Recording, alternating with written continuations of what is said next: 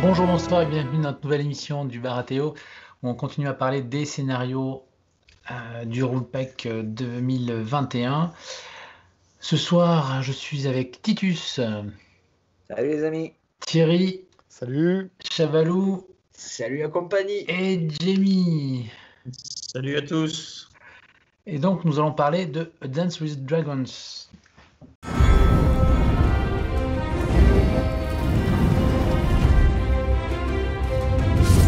Le déploiement s'effectue jusqu'à 10 pouces de son bord de table. Pour le placement, on va avoir 3 objectifs. Ils seront placés sur la ligne médiane de la table, le premier au centre, les deux autres à 6 pouces de chaque bord. Avant le déploiement, piochez une carte objectif pour chaque pion objectif. On a toujours le passage à 10 pouces au lieu de 12 pouces et la disparition des objectifs repérés par les lettres ABC. Ouais, c'est pas mal. Donc, oui, c'est plus des objectifs fixes, donc là on va pouvoir tirer aléatoirement sur l'ensemble des objectifs. Par contre, c'est toujours avant le déploiement. On se déploie en sachant exactement quel objectif rapporte quel type de capacité. Oui. Tu sais quel œuf de dragon tu vas aller chercher quand même. C'est ça. Ça amène de la variété. En sachant que les cartes, elles sont beaucoup moins puissantes que ce qu'il y avait avant dans ce genre de scénario. Oui. Et heureusement d'ailleurs. Ça mute plus beaucoup, hein. Ouais, ça mute plus beaucoup. Vulnérable, affaibli. S'il y en a une comme ça, mais c'est à long range. Non, mais la différence quand même, c'est qu'avant on était extrêmement orienté avec ce mute NCU qui décidait des fois d'aller prendre le terrain exceptionnellement parce que pour essayer de le choper, quoi. Hein. Et là, on n'aura plus cet effet-là sur ce scénario. Ouais, c'est très bien. Par contre, la carte qui peut être sympa dans ce scénario-là, c'est si tu chopes le shift de 3. Ouais. Puisque vu que tu bouges que de 2, un shift de 3, ça fait presque un mouvement normal. C'est vrai. Mais le shift étant un mouvement, il ne peut pas être jamais augmenté. Ton mouvement n'est pas de 2, c'est ta vitesse est de 2. Et le shift, c'est pas lié à ta vitesse. Pas lié à la vitesse, ouais. Oui, c'est comme pour les charges ou les replis. Oui, ouais. Puisque là, tu peux replier de 6 sans difficulté. Ok, d'accord. Règle spéciale objectif. Une unité terminant un déplacement avec une partie de son plateau sur un pion objectif le contrôle. Placez le pion sur le plateau pour représenter ce contrôle. Tant qu'elle contrôle un objectif, cette unité ne peut jamais effectuer de marche et sa vitesse est réduite à 2. Elle ne peut être augmentée d'aucune manière. Une unité ne peut contrôler qu'un seul objectif à la fois.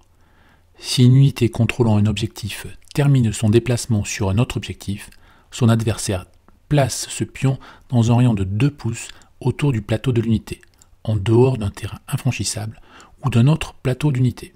Donc sur les déplacements, pas de changement par rapport à la précédente version, où une fois qu'on détient l'objectif, on ne peut se déplacer que d'une vitesse de 2 et pas de marche. Voilà. Ouais. Et bien toujours en cas de perte de l'objectif, l'adversaire place. Et ça, c'est important parce que c'est souvent dans les parties que les gens qui placent les objectifs ne sont pas les gens qui doivent les placer, ce qui change pas mal de choses. Parce que c'est logique, on essaye de te l'écarter au maximum quand on est adversaire. Et c'est régulier que régulièrement sur des parties avant, quand tu les suis, tu les vois des fois, les gens ils placent les objectifs, c'est pas à eux de les placer, ils les perdent, c'est à l'adversaire. Et donc c'est toujours à 2 pouces. Est-ce que c'est complètement dans les deux? Normalement, non, c'est parti. Non. Voilà. C'est pas totally within. Voilà. Donc on continue avec d'autres special rules.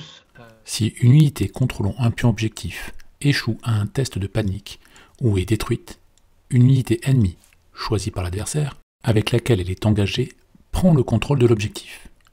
Si aucun ennemi n'est engagé avec cette unité, votre adversaire place le jeton objectif dans un rayon de 2 pouces autour du plateau de l'unité, en dehors d'un terrain infranchissable ou d'un autre plateau d'unité. À l'issue d'une attaque de mêlée contre une unité contrôlant un objectif, si l'attaquant a plus de rangs que le défenseur, l'attaquant récupère le contrôle de l'objectif. Jusqu'à présent, il y avait 2 manières de perdre l'objectif, c'était d'échouer un test de panique ou d'être détruit. Et il y a un 3e moyen de perdre l'objectif, et ça va changer beaucoup, parce que si on est attaqué par une unité, attaqué en mêlée, par une unité qui a plus de rangs que le défenseur, alors l'attaquant récupère le contrôle de l'objectif avec une petite finesse, il le récupère à la fin de l'attaque. Ce qu'on peut dire, c'est que c'est un scénario qui favorise les infanteries, puisque les unités d'infanterie ont 3 rangs. Or, c'est les rangs qui comptent, et pour les unités solo, les points de vie ne sont pas considérés comme des rangs sur cet objectif. Donc, si par exemple on a un géant qui squatte un objectif, il aime son géant. qui possède un objectif, s'il se fait charger par une unité d'infanterie, il se fait déposséder. Quoi qu'il arrive, il se fera déposséder le géant. Oui, même s'il subit aucune touche, à partir du moment où il y a une attaque qui est déclarée. C'est ça. Si une unité d'infanterie a au moins deux rangs pour répondre à l'objectif. C'est un scénario qui va être pas mal pour les Greyjoy parce qu'eux qui ont des infanteries qui marchent en crabe, ça fait 4 ans. Non, par contre, ça peut être... Alors, je sais qu'il ne faudrait pas en parler parce que l'unité n'est pas sortie, mais les derviches, s'ils ne changent pas, t'attaques contre une cave ou n'importe quoi qui a moins de rang que toi, t'attaques, tu fais rien, tu piques le token, comme tu es le joueur actif, c'est toi qui décides de l'ordre des effets, tu piques le token et tu fais ta retraite. Bonsoir Clara. Règle spéciale pour le scoring. À partir du round 2, chaque joueur va marquer un point de victoire pour chaque objectif qu'il contrôle à la fin du round. Les objectifs contrôlés par le commandeur de chaque armée rapportent un point de victoire supplémentaire. Règle de scoring classique. Bon bah du coup on va passer directement à notre avis sur ce scénario. L'avis du barge.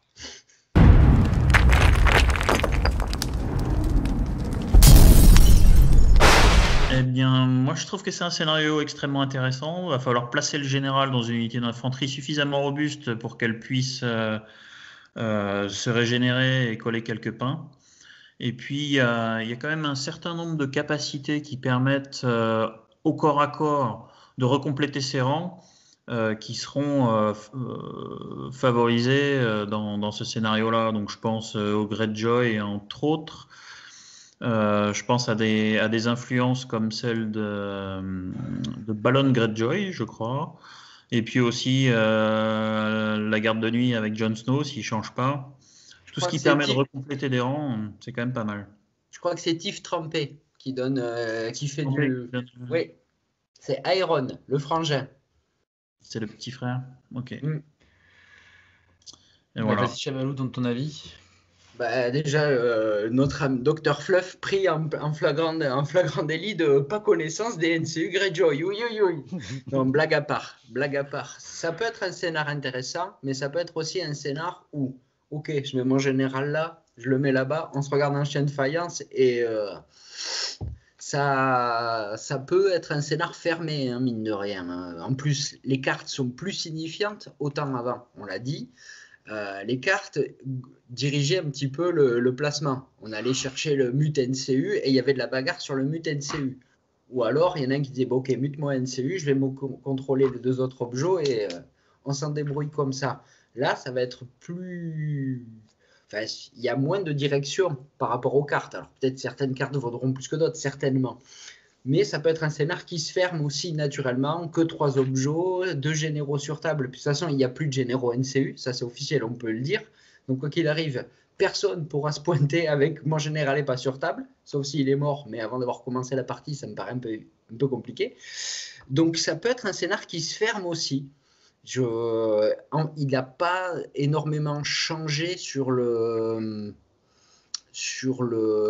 son aspect général, effectivement. Oui. Après, le petit changement qui est quand même d'importance et qui va orienter et pénaliser certaines armées, c'est sur les contrôles d'objectifs après les attaques. C'est-à-dire qu'on ne pourra même pas se dire je mets une cave pour prendre l'objet, une infanterie la plus mauvaise du monde, je ne sais pas, on va prendre des pourfellows ou je veux dire en capacité offensive, hein, qui viennent, ils n'ont même pas besoin de toucher, ils peuvent tout mettre à côté comme des Stormtroopers et piquer l'objet quand même. Sur une cavalerie ou un géant, on l'a dit.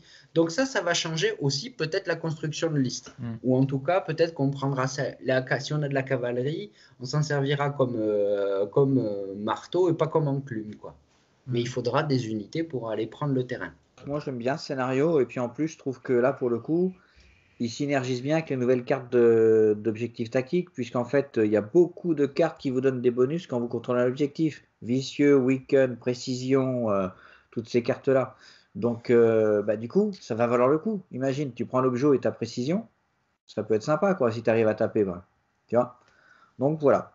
Bon, après, ce qu'on peut peut-être reprocher, c'est l'idée que ça fait un peu scénario habituel aussi, parce que tu as 3 objets au centre, et puis voilà, là, ça arrête la bataille, et c'est le général qui rapporte un point et plus 1 pour les objets.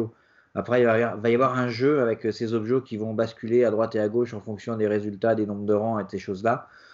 Ça risque quand même d'être assez aléatoire, à mon avis. Hein, parce que, à part le fait que tu puisses anticiper le nombre de rangs, si tout le monde a de l'infanterie, ça va être fonction de tes tests de morale et de tes saves, quoi. Hein. La baston. Voilà. Donc, une bonne vieille poutre, comment Dungeons Dragon, ouais, c'est pas mal. À voir. Pas testé encore, hein, franchement. Pas testé non plus. J'aimais bien l'idée d'avoir des cartes objectifs aléatoires et de pas toujours savoir à l'avance ce qui va tomber. Après, je suis un peu perplexe avec des unités telles, les factions telles que les Targaryens, qui aiment bien quand même la cavalerie, qui aiment bien bouger vite et tout. Et on arrivait à faire des choses malgré tout sur l'ancienne version avec une cavalerie.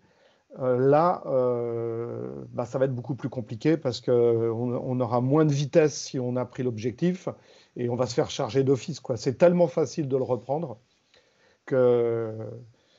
et donc, il faudrait pouvoir être capable de répondre dans la foulée pour réattaquer, ce qui est quand même pas forcément gagné d'avance, quoi. Donc, intéressant, je pense plus compliqué pour certaines factions. Faudra réfléchir. Bon, moi, je trouve que le scénario n'a pas trop changé, à part les objectifs aléatoires. Ça, c'est moi, j'apprécie. À voir. Moi, je suis mitigé sur ce scénario. Bon, on se retrouve pour la prochaine mission dans la prochaine émission. Bye bye. Salut la compagnie. Ciao.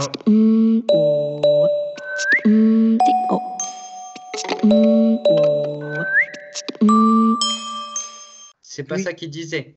Si, Jamie, c'est pas ça? Non, c'est pas ça. Je pense que j'avais tort, effectivement. Hein, tu pourrais au moins te soutenir. Non, mais si c'est organisé, ça ne ressemble pas. Hein. Si c'est toujours autour de Cahouette qu'on rigole. Allez, chef, remets-en une. C'est la mienne. Titus, comme d'hab, une Suze. J'ai mis un petit pastis. Thierry, tu bois quoi, toi? Un café crème? Un petit pastis, ouais. Allez, 2 pastis pour moi, une pinte de croc, et c'est bon. Allez, et toi, tu te fais un petit ballon de les cacahuètes avec. Et les cacahuètes. Les mains, les mecs. Et 2 œufs durs aussi.